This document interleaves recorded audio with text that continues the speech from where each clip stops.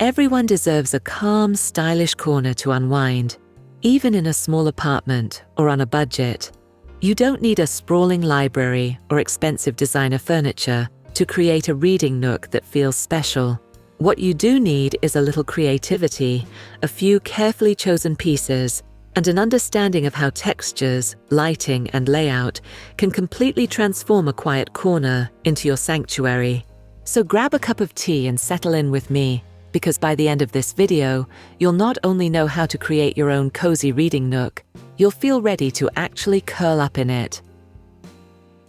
Number 1. The thrifted armchair.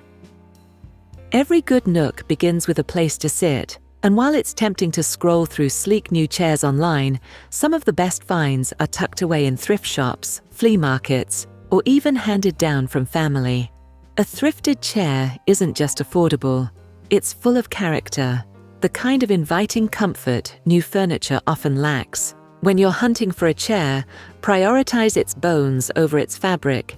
A solid frame, good proportions, and supportive arms matter more than upholstery that can be swapped later. Sit in it if you can. If it feels sturdy and balanced, you've found your starting point. And hey, don't overlook the magic of slipcovers. A dated floral armchair can be instantly revived with a linen slipcover in cream, sage, or soft grey. If sewing isn't your strength, a draped throw can disguise faded upholstery until you're ready for a refresh. Maintenance is simple too. A handheld steamer, fabric freshener, or even a sunny afternoon outdoors can breathe life into a musty find. With a little effort, your thrifted treasure can feel brand new while costing a fraction of showroom prices. Textures matter even at this stage. A wooden armrest paired with a linen slipcover or a leather seat softened by a cotton cushion creates a dialogue of touch that immediately feels more layered and inviting. Your chair doesn't just provide comfort, it sets the textural tone for the entire nook. When light falls across these textures, the effect multiplies. A simple beam of warm lamplight across a worn wooden chair makes it feel timeless, while the same glow across soft upholstery gives it warmth and depth. This is why choosing the right fabrics and finishes matters. You're designing not just for daylight, but for the evening glow too. That said, restraint is key. Even the most charming thrifted chair can feel lost if you overload it with too many blankets or pillows. A good rule is to start with one cushion and one throw, then pause. Let the form of the chair breathe instead of smothering it in layers. Think about function as well. If your chair has a wider arm, it can double as a surface for a book or a small cup. This eliminates the need for excess furniture and keeps the nook streamlined. A functional anchor chair simplifies everything around it. Once you've chosen your chair, the next step is softening it with texture. And now that you've got a sturdy seat, let's talk about how to soften it into something you'll never want to leave. Number 2. Throws and layers. A throw blanket is more than a finishing touch, it's the invitation. The minute you see one draped over a chair, your brain registers warmth, comfort, and rest. A single textile has the power to shift a chair from ordinary to sanctuary. Here is where texture truly steps forward as the focal point. A chunky knit throw has a cozy homemade vibe. A lightweight linen gauze is perfect for warmer climates. Faux fur adds indulgence. Think of your throw as the emotional tone setter for your nook. Different fabrics carry different moods. If you're on a budget, shop secondhand or repurpose. A blanket from your bed, a shawl, or even a well-loved quilt folded in half can work. Don't let the word throw limit your imagination. What matters is softness, warmth, and style. Pillows, too, play a supporting role. Pair one patterned cushion with a solid throw, or keep things neutral, but layer textures, linen, velvet, and cotton, together create depth. This contrast is what tricks the eye into seeing richness without clutter. There's also the practicality. A throw isn't just for looks. It's what you'll pull over yourself on rainy evenings, what keeps your chair from feeling cold, what reminds you that this nook was made to be experienced. And remember, your textiles will feel different at night than they do in daylight. Under warm lighting, textures gain richness and depth, which is why choosing the right glow is your next step. The interplay of textures under lighting adds dimension. A knitted throw by lamplight looks sculptural, while a smooth linen pillow glows softly. This relationship between fabric and light is what makes the Nook feel like it's wrapping around you. Keep essentials in mind here too. If you're always reaching for a blanket mid-read, fold it loosely over the chair's arms so it's within easy grab. That small adjustment turns style into true comfort. Your textiles should also leave you room to move.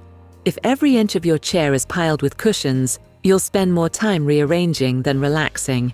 Curate sparingly, so when you sit, the space adjusts to you, not the other way around. And remember, the purpose of a throw isn't perfection, it's ease.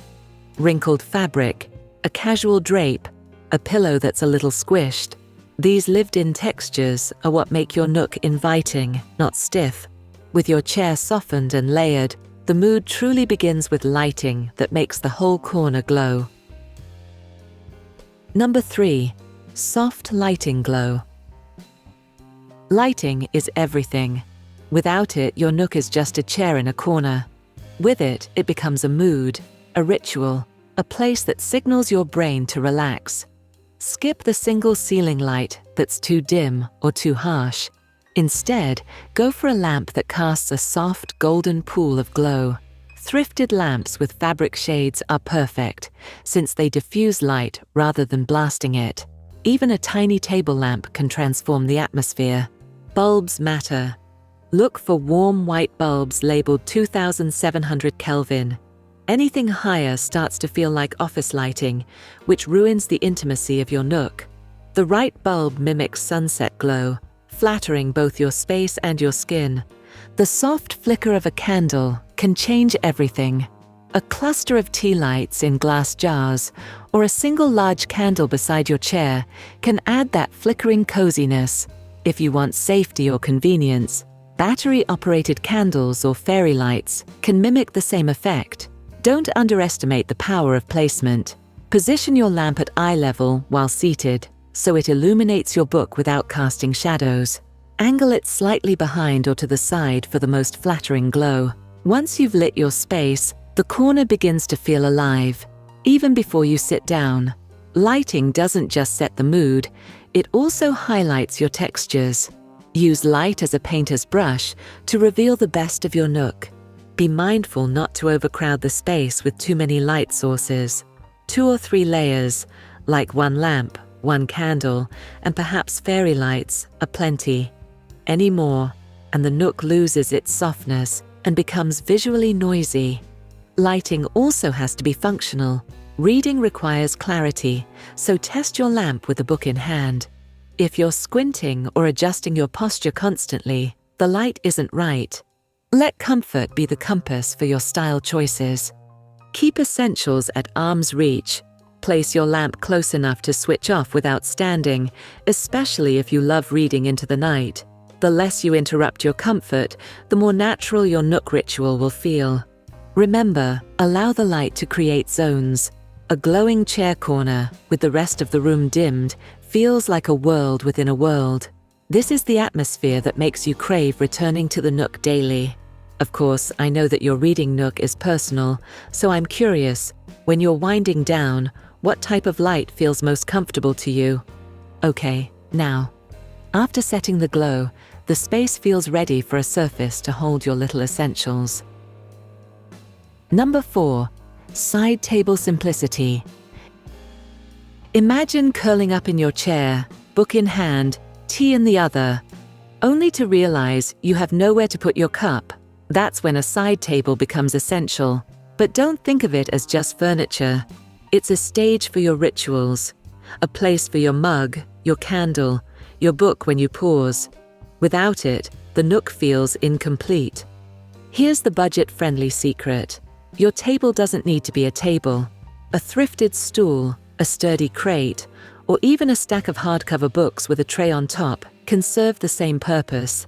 Improvisation keeps your Nook affordable and unique. DIY is another path. Sand down a second-hand stool, Paint it in a calming neutral, and you've got a surface that feels both intentional and stylish. Adding a tray on top organizes small items and prevents clutter. Again, as I've said earlier, don't overload your table with decor.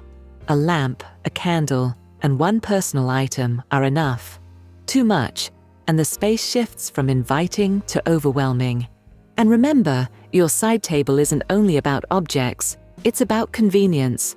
When everything is within reach, you're less likely to get up and break the flow of your reading ritual. A table may seem like a small detail, but it's often what separates a decorative corner from a usable nook. Without it, your essentials scatter across the floor or windowsill, creating clutter instead of calm. A wooden stool brings warmth, a metal side table adds sleekness, and a glass surface reflects your lamp's glow beautifully. Let the material of your table echo the mood you're building with your chair and throw. Overcrowding is the biggest trap. A table stacked with trinkets leaves no space for the very things you need: a mug, a book, or a pair of glasses. Treat the table like prime real estate. Only essentials and one decorative accent belong here. Even the best piece feels wrong in the wrong place. And here's the subtle magic. A tidy, functional side table signals order to your brain. Every time you sit down, your mind registers calm, because the space is designed to serve you, not overwhelm you. Cozy is a feeling, not a thing. And if you want more ways to shape that feeling at home, you're gonna love this next video.